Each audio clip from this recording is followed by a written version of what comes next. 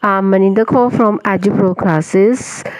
Today I'm going to start your movement supplementary reader class 9th and this was the chapter number 3rd. आज हम इसका 3rd chapter करने वाले हैं जिसका नाम है Iswaran the storyteller and it was written by R K Laxman. ये जो है आर के लक्ष्मण एक बहुत ही फेमस कार्टूनिस्ट भी रहे हैं, स्टोरी राइटिंग भी रहे हैं और इनका फेमस जो स्टोरी है मालगुडी डेज वो उसको हमने उसका टेलीकास्ट भी किया गया था।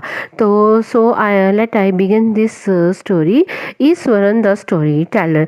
तो ये एक उस इंसान की कहानी है जिसका नाम ईश्वरन है और ईश्वरन के पास क्या है, एक ऐसा टैलेंट है दैट ही ऐसा टैलेंट और आर्ट है that he can make the story by his imagination. वो अपनी इमेजिनेशन के द्वारा कहानी बना देता है and the listeners believe that the story was the real one. और वो उसके जो and he has so many dramatic gestures that another person realize that was the real incident. तो ये ईश्वरन की जो है एक क्वालिटी है, स्पेशलिटी है, वो कहानी को ऐसे नरेट करता है कि सुनने वाला भी उसे रियल स्टोरी मान जाता है। एक्चुअली वो उसकी इमेजिनेशन ही होती है। So let I begin this story. One night Mahindra is the owner of Iswaran. Iswaran का वो मालिक होता है और वो उसके काम करता था वहाँ पे। Walk up from his sleep and saw a dark cloudy form he broke out into A cold sweat. Was it a ghost?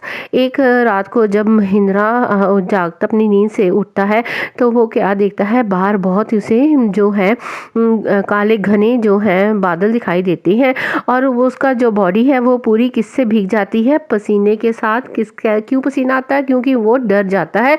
उसे लगता है कि ये काले जो बादल हैं वो बादल नहीं है, वो एक भूत है। तो let I now thoroughly I begin this story. The story was narrated to Ganesh by a young man, Mahindra by name। तो ये कहानी कौन सुना रहा है? महिंद्रा। किसको? एक गणेश नाम के लड़के को सुना रहा है। और महिंद्रा क्या है? महिंद्रा की यहाँ पे ऑथर हमें बता रहे हैं कि that he was a junior supervisor in A firm which offered on hire supervisors at various type of construction sites, factory, bridges, dams and so on. Mahindra's job was to keep an eye on the activities at the work site. He had to keep moving from place to place every now and then as ordered by his head office, from a coal mining area to a railway bridge construction site, from there after a few months to a chemical plant which was coming up somewhere। तो ये जो है एक हमें क्या बताया गया है कि एक महिंद्रा नाम का जो इंसान है वो एक सुपरवाइज़र है, एक कंपनी में सुपरवाइज़र है। वो किसको कहानी सुना रहा है? एक गणेश को। तो वो क्या है, सुपरवाइज़र कैसे है? कंस्ट्रक्शन साइट पे जाता है, कभी फैक्ट्रीज पे जाता है, कभी ब्रिजेस बनाने में बिजी होता है, कभी डैम्स, ऐसे उसको डिफरेंट काइंड जो है उसको काम मिलते हैं। बट उसका जो मेन ऑक्यूपेशन है दैट वाज द सुपरवाइज़र। तो वो एक सुपरवाइज़र है। तो वो क्या करता है, ऑफिस से अपने सुपरवाइज के लिए कभी वो कोल माइनिंग में जाता है, कभी रेलवे ब्रिज में, कभी कंस्ट्रक्शन साइट पे जाता है। तो इसमें हमें इसके महिंद्रा की जो है उसकी पर्सनालिटी, उसके ऑक्यूपेशन के बारे में बताया गया है। He was a bachelor. His needs were simple and he was able to adjust himself to all kinds of odd conditions, whether it was an ill-equipped circuit house or make its canvas tent in the middle of a stone quarry. But one asset he had was his cook Eswaran. तो वो क्या है? Bachelor. Bachelor का मतलब that he was unmarried और वो उसकी life जो है बहुत ही सिंपल है। उसकी जैसे भी किसी भी वो कंडीशन में अपने आप को एडजस्ट कर लेता है, चाहे उसे कभी टेंट में भी रहना पड़े और कोल माइन में कहीं भी कैसे भी वो क्वारी करने के लिए कोल माइन में भी चला जाता था। लेकिन उसकी एक एसेट थी, वो क्या था? वो कौन एसेट थी? ईश्वरन। ईश्वरन जो उसका एक कुक है जो उसके सारे काम करता है। The cook was quite attached to Mahindra and followed him uncomplainingly wherever he was posted. He cooked for Mahindra, washed his clothes, and chatted away with his master at night. He would weave out endless stories and anecdotes on various subjects. तो वो क्या करता है?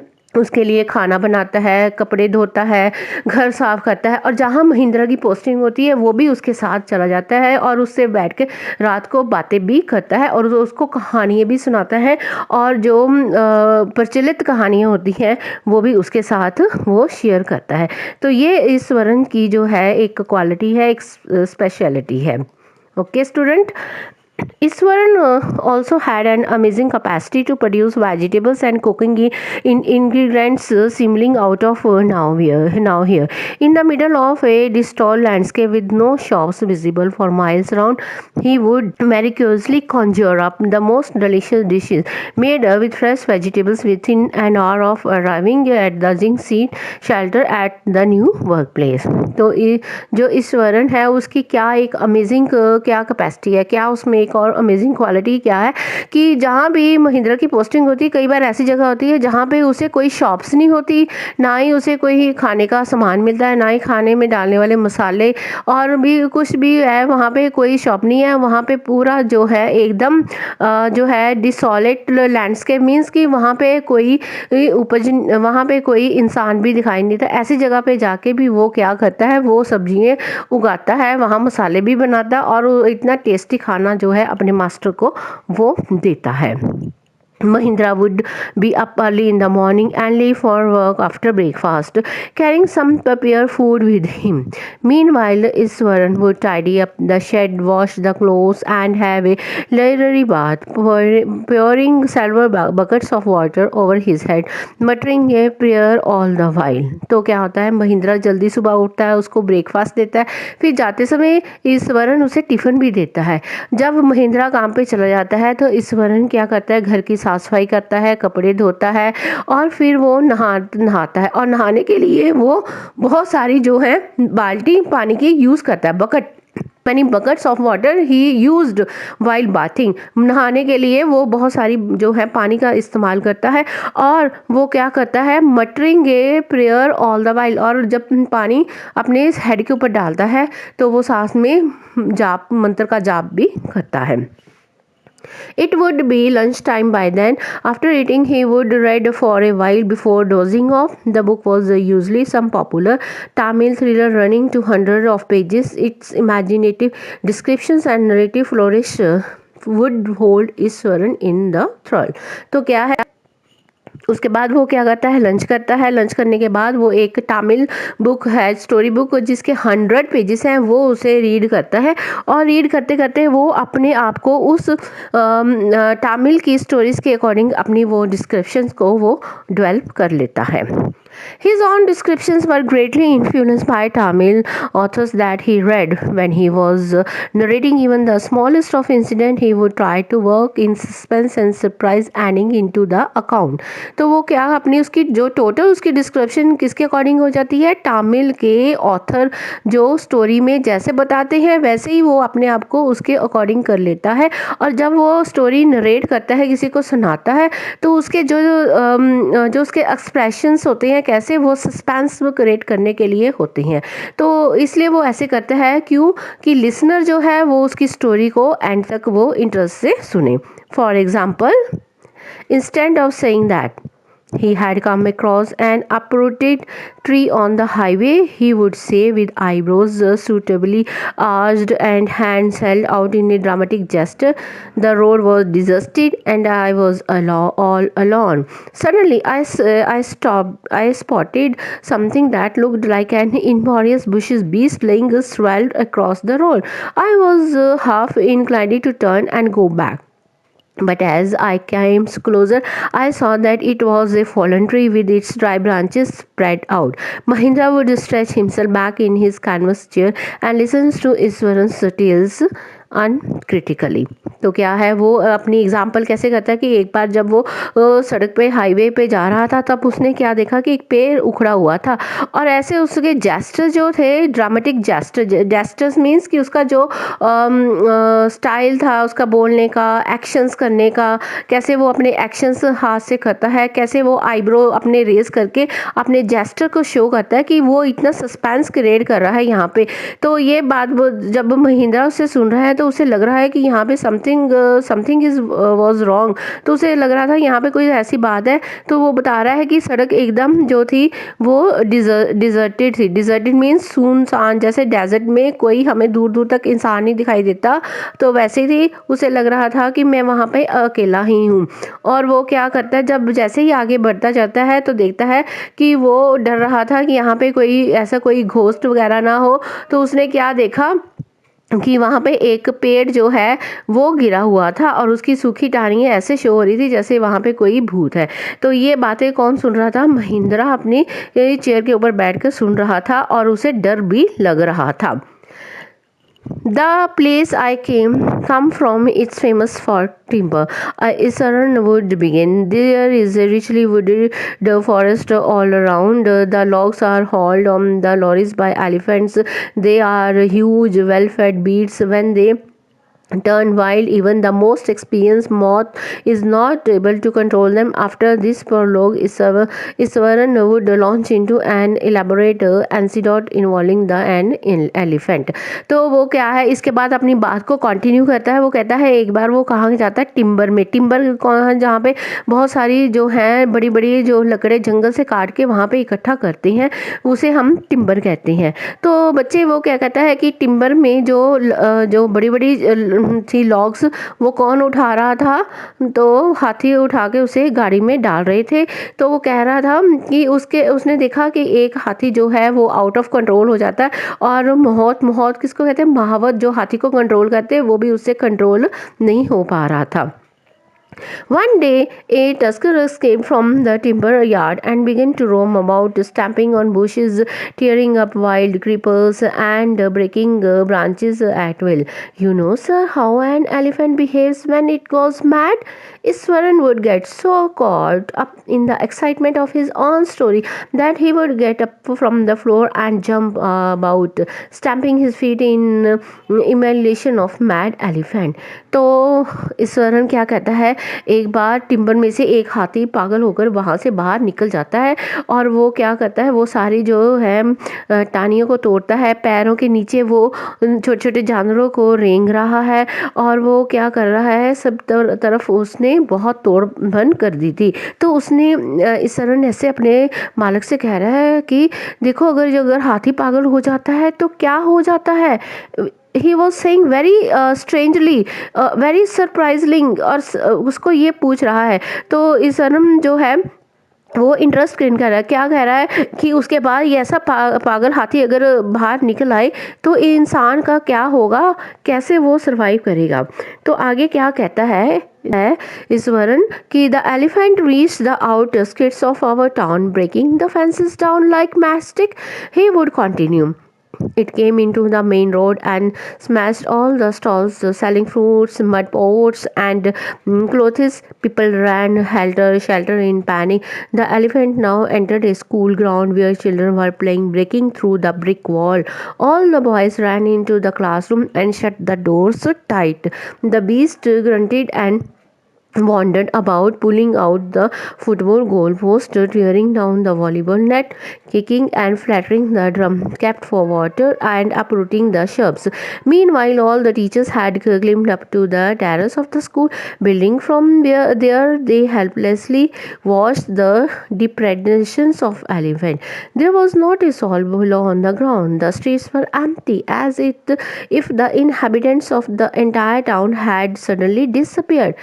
तो ईश्वरन क्या कह रहा है कि वो हाथी जो पागल था वो कहाँ पे चला जाता है, वो एक शहर में चला जाता है और वहाँ जाके वो क्या सारी उसकी जो है फेंसिंग दीवारें वो सारी फोड़ देता है, जैसे वो दिया सलाई को तोड़ते हैं। और उसने बोला कि वो देखो कैसे फेंसिंग तोड़कर वो एक मार्केट में चला जाता है जहाँ पे जो फ्रूट वाली शॉप और जो मिट्टी के बर्तन कपड़ों की शॉप पे वो हल्ला मचाता है। लोग डर के कारण वो इधर उधर भाग रहे हैं।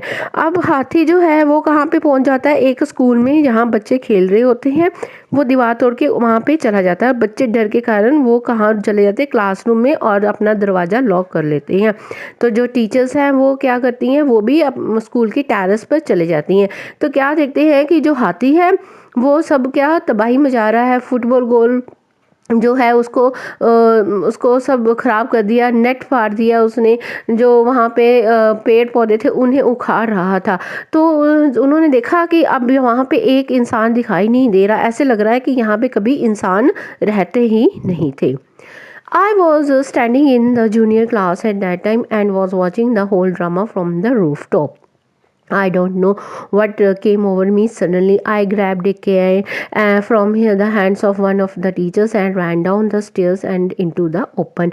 The elephant grunted and mechanically swung a branch of a tree which it held in its trunk. It stamped its feet, kicking up a lot of mud and dust. It looked frightening, but I moved slowly towards it, stick in hand. People were watching the scene and hypnotized from nearby the house. The elephant looked at me red-eyed, ready to rush towards me. It lifted its trunk and trumpeted loudly. At that moment, I moved forward and mustering all my force. तो क्या है वो कह रहा है ईश्वरन, उस time वो कहाँ पे था, junior class means fourth fifth में था। पर वो कह रहा है कि मुझे पता नहीं, ये सब मैंने भी ड्रामा देखा कि ये एलिफेंट क्या कर रहा है। तो कहता अचानक मुझे पता नहीं क्या होता है और मैं अपने टीचर के हाथ से छड़ी छीन लेकर नीचे सीढ़ियों की तरफ भागकर हाथी की तरफ जाता हूँ। और हाथी ने वहाँ पे खूब तबाही मचाई होती है और उसके सूंड में क्या है, ब्रांच जो है पेड़ की टाहनियाँ थी। और वो धीरे धीरे उसके पास गया और उसने देखा वो हाथी है, वो उसको देखकर देखकर गुस्सा आ रहा है, को गुस्सा आ रहा है। और वो जैसे ही उसने अपनी सूंड उठाई उठाई उसको मारने के लिए, तो ईश्वरन जो है वो उसके नीचे से निकलकर वो भागा भागा आगे चला जाता है। और आगे जाके वो देखो क्या करता है, it's and whacked its third toe nail on the quick. The beast looks stern for a moment, then it shivered from head foot and claws. तो क्या होता है कि वो भाग के आगे जाता है और उसके पैर के थर्ड नाखून के ऊपर जाके इतनी जोर से वो हिट करता है कि जो हाथी है वो वहाँ पे ही ढह ढेरी हो जाता है। At this point Iswaran would leave the story unfinished and get at mumbling it will be back after lighting the gas and warming up the dinner. Mahindra, who had been listening with rapt attention, would be left hanging. When he returned, Iswaran would not pick up the thread of the story right way. Mahindra would have to remind him that the conclusion was pending. Well, a veterinary doctor was summoned to review the animal. Iswaran would shrunk casually. 2 days later, it was led away by its mouth to the jungle. तो इसके बाद क्या होता है कि जो ईश्वरन है वो कहानी को बीच में छोड़ देता है। why he left the story incomplete? Because he had the tray. वो चाहता था कि जो लिसनर है वो खुद इंटरेस्ट क्रिएट करेगा मेरी कहानी के ऊपर और मुझे खुद पूछेगा कि इसका कंक्लूजन क्या है, what was the end of the story. तो बीच में छोड़ के वो कहता है मैं आपके लिए जाके खाना जो है डिनर वो गर्म करके लेकर आता हूँ। लेकिन महिंद्रा जो है उसको अभी उसका डिनर के ऊपर कोई इंटरेस्ट नहीं है, वो उसका इंटरेस्ट कहाँ पे बना, कहानी के ऊपर। और वो कहानी सुनना चाहता है और वो जल्दी ही चाहता है कि ईश्वरन वापस आके उसे कहानी सुनाए। लेकिन उसने देखा ईश्वरन इसके बारे में कोई नोटिस नहीं दे रहा और आखिर में महिंद्रा ने उसके कंक्लूजन के बारे में पूछा। तो ईश्वरन ने बोला कि जो है वेटरनरी डॉक्टर, जानवरों के डॉक्टर को बुलाया, उसकी ट्रीटमेंट की और जो महावत था उसने 2 दिन बाद उसे जंगल में छोड़ दिया था। तो इससे हमें पता चलता है कि जो ईश्वरन है वो क्या करता है, उसको स्टोरी सुनाने का एक टैक्ट है, उसके पास एक आर्ट है कहानी सुनाने का, वो बहुत एक बड़ा कहानीकार है।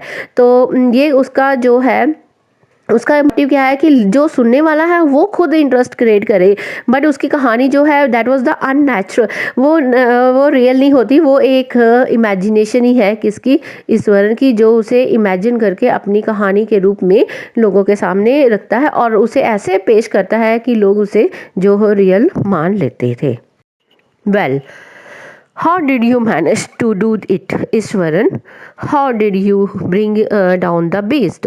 It has something to do with the Japanese art, I think, so karate or judo it is called. I had read about it somewhere. It temporarily paralyzed the nervous system, you see.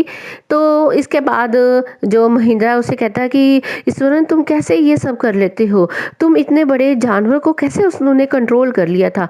तो उसने आगे क्या जवाब दिया कि आपने सुना है जापानीज आर्ट जो जूडो कराटे हैं उनका ही ये कमाल है। और उसने बोला कि मैंने कहीं पढ़ा भी था, अगर हम ऐसे उसके हिट करेंगे तो उसका नर्वस सिस्टम जो है वो बिल्कुल काम करना बंद हो जाएगा और वो आराम से बैठ जाएगा।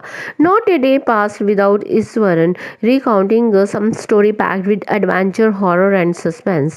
Whether the story was credible or not, Mahindra enjoyed listening to it because of the inimitable way in which it was told. Iswaran seemed to more than make up the absence of a TV in Mahindra's living quarters. अभी बहुत ज़्यादा दिन नहीं बीते थे तो ईश्वरन कहता है एक कहानी और जो सोच रहा है, चाहे वो उसके लिए एक एडवेंचर था या कोई ऐसी सुनारा जाता जो एक हॉरर, डरावनी और सस्पेंस वाली है, चाहे वो स्टोरी उसको कोई उसका क्रेडिट तो नहीं देते, लेकिन महेंद्रा जो है वो उसकी कहानियाँ सुनकर इंजॉय करता है। क्योंकि उसके जो क्वार्टर में टीवी नहीं था। One morning, when Mahindra was having breakfast, Iswaran asked, "Can I make something special for dinner tonight, sir? After all, today is an auspicious day. According to tradition, we prepare various delicious to feed the spirits of our ancestors today, sir." तो एक सुबह जब महिंद्रा नाश्ता कर रहा था तो ईश्वरन ने कहा कि क्या मैं आज रात को कोई स्पेशल डिश बनाऊं? क्यों? उसने ऐसे क्यों बोला? क्यों? उसने बताया अपने मालिक को कि आज उनका एक बहुत महत्व दिन है। उनके रीति रिवाज में आज क्या होते हैं, जो उनके पूर्वज होते हैं, एनेस्टर्स में उनके जो पूर्वज हैं, उनकी आत्माएं, उनके लिए हमने खाना बनाना होता है। ठीक है, तो यहाँ पे पता चला कि वो इन सब चीज़ों को भी मानता। क्यों? वो एक्चुअली वो एक स्टोरी नरेट करना चाहता था, इसलिए उसने अपने मालिक को ऐसे पूछा कि आज उसके स्पेशल डे है, उनके नेस्टर्स के जो स्पिरिट्स आएंगी, उनकी आत्माएं, उनके लिए खाना बनाना था। That night Mahindra enjoyed the most delicious dinner and complimented Eswaran on his culinary skills. तो बहुत ही अच्छा उसने खाना जो खाया रात का, और उसने बहुत उसके जो खाना बनाने की उसने बहुत सारी प्रशंसा की थी। He seemed very pleased, but unexpectedly launched into most garish account involving the supernatural. लेकिन वो खुश था, लेकिन उसे लग रहा था पता नहीं ये कैसे इनके ट्रेडिशन है जो अपने पूर्वजों को, उनकी आत्मा को खाना खिलाने के लिए आज उनका एक स्पेशल डे है।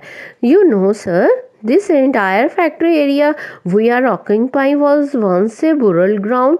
बुरल ग्राउंड मीन्स मुर्दा घर थी। तो उसने अपने मालिक से बोला कि आप जानते हैं ये जो फैक्ट्री एरिया है वो यहाँ पे कभी क्या होता था, मुर्दा घर होता था, जहाँ पे जो मुर्दों को दफनाते थे, जलाते थे।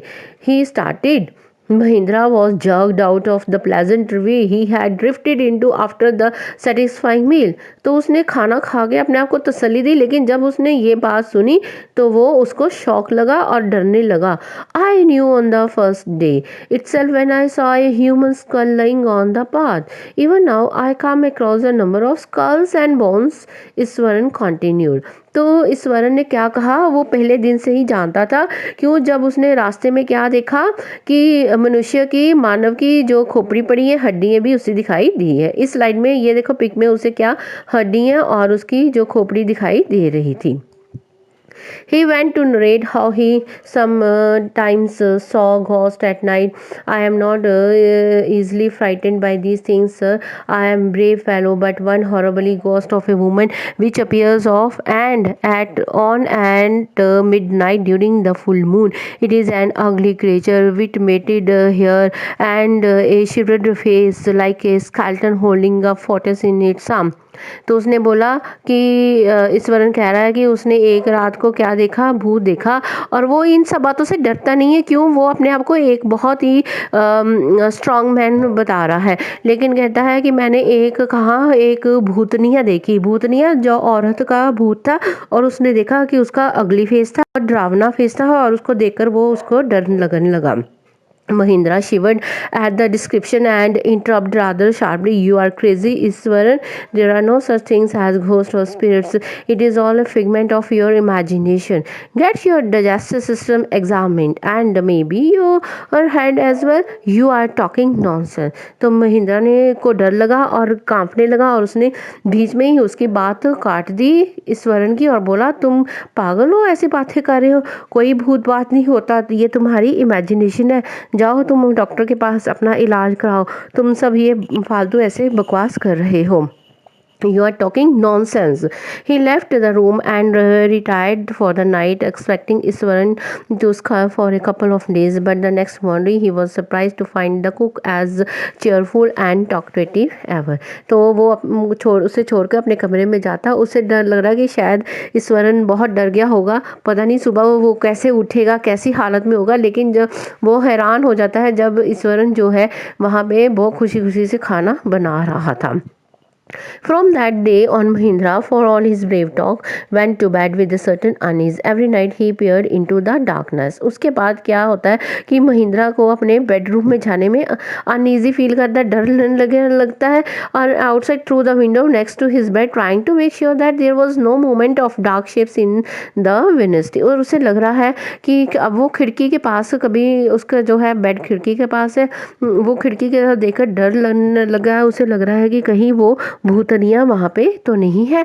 But he would only see a sea of darkness and with the twinkling lights of factory miles away. पर उसे उसे वहाँ पे क्या दिखाई देती है, सिर्फ फैक्ट्री की वो लाइट दिखाई देती है जो उनके घर से थोड़ी दूर पर थी। He had always liked to admire the milk-white landscape on full moon nights, but after hearing Iswaran's story of the female ghost, he avoided looking out of his window together when the moon was full. उस जो महिंद्रा को full moon पूर्णमासी के दिन बहुत अच्छा लगता है कि पूरी चांदनी जैसी रात होती है, पूरी जो रोड है वो वहाँ पे जैसे एक चादर बिछाई हुई है, उसे अच्छा लगता है। लेकिन जब उसने ईश्वरन से ये भूतनीय की बात सुनी तब से वो खिड़की को खोलकर देखता भी नहीं था। One night Mahindra was woken up from his sleep by low moan close to his window. At first he put it down to a cat prowling around for mice, but the sound was too gutturally for a cat. He resisted the curiosity to look out lest he should behold a sight which would stop his heart, but the wailing became louder and less failing. He could not resist the temptation anymore. Lowering himself to the level of the windows sill, he looked out of the white sheet of moonlight outside. There, not too far away, was a dark cloudy form clutching a bundle. Mahindra broke into a cold sweat and fell back on the pillow, panting. As he gradually recovered from the ghastly experience, he began to reason with himself, and finally concluding that it must have been some sort of auto-suggestion, some trick that his subconscious had played on him. तो एक रात को क्या होता है, महिंद्रा की जब जाग खुलती है तो वो देखता है, उसे लग रहा है कि कोई खिड़की पे है, उसे लग रहा है शायद कोई बिल्ली जो चूहे को पकड़ने के लिए भाग रही है। लेकिन उसे आवाज़ बहुत हॉरिबली लग रही थी और उसका दिल जो है वो कांप रहा था, और इतना वो डर चुका था कि उसे जो फुल मून लाइट में जो अच्छा लगता था वो भी अब वो देखने के लिए बिल्कुल बेताब नहीं था। उसे लग रहा है कि कोई उसे डरा रहा है। उसने जब देखा तो उसे बाहर बहुत अंधेरा दिखाई दिया, डार्क क्लाउडी दिखाई दिए, और उसे ऐसे लगा कि कहीं वो भूतनिया तो नहीं है। वो इतना डर गया, उसके डर के कारण उसका शरीर पानी पानी हो गया और वो भाग के आकर अपने पिल्लों पे सो जाता है। लेकिन उसे नहीं पता लगता कि वो कैसे आता है वहाँ पे, किस कंडीशन में आता है, और वो सब कॉन्शियस होके वहाँ पे सो जाता है। By the time he had got up in the morning, had a bath, and come out to have his breakfast, the horror of the previous night had faded from his memory. Iswaran greeted him at the door with his lunch packet and his bag. तो क्या है, सुबह उठता है, नहाता है महिंद्रा, फिर वो खाना खाता है और उसे लगता है कि जैसे जो रात का सीन था वो उसे धुंधला पड़ रहा है। लेकिन ईश्वरन जो है उसको फिर लंच बॉक्स ऐसे पैक करके देता है और उसे क्या बोलता है, just as Mahindra was stepping out Iswaran grinned and said. जैसे ही महिंद्रा घर से बाहर निकलने के लिए पैर रखता है तो ईश्वरन उसे क्या कहता है, sir remember the day other day when I was telling you about the female ghost with the 40s in its you were so angry with me for imagining things. तो आप याद करो जब मैंने आपको भूतनिया के बारे में बताया था तो आप मुझे कितना गुस्सा हो रहे थे कि तुम ऐसे ही इमेजिन कर रहे हो। Well you saw her yourself last night.